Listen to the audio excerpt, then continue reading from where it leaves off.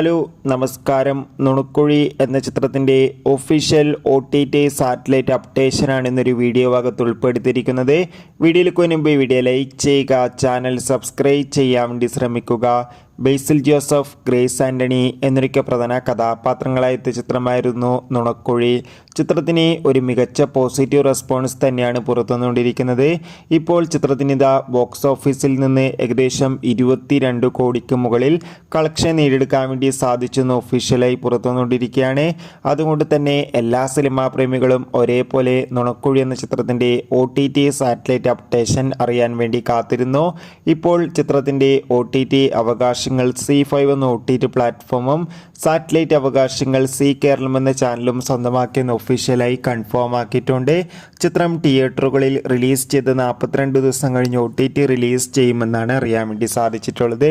കാത്തിരിക്കാം നുണക്കുഴി എന്ന ചിത്രത്തിൻ്റെ കൂടുതൽ അപ്ഡേഷൻ അറിയാൻ വേണ്ടി.